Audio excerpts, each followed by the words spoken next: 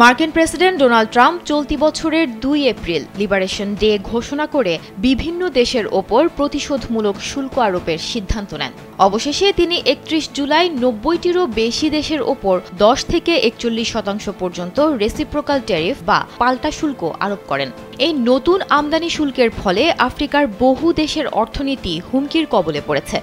নতুন এই বাণিজ্য নীতিতে আফ্রিকার ৪টি দেশ লিবিয়া, দক্ষিণ আফ্রিকা, আলজেরিয়া এবং তিউনিশিয়ার রপ্তানির ওপর ২৫ থেকে ৩০% শুল্ক চাপানো হয়েছে এবং আরও ১৮টি আফ্রিকান দেশকে ১৫% শুল্কের আওতায় আনা হয়েছে।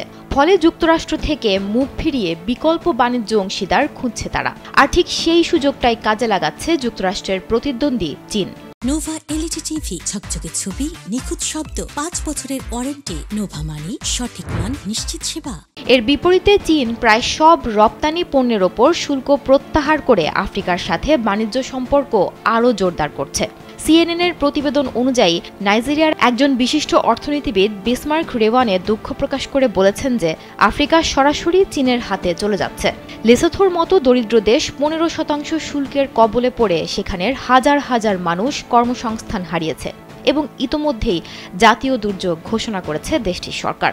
বিশেষ করে টেক্সটাইল শিল্প ধ্বংসের মুখে। দক্ষিণ আফ্রিকায় সাইট্রাস খাত ব্যাপকভাবে ক্ষতিগ্রস্ত হচ্ছে।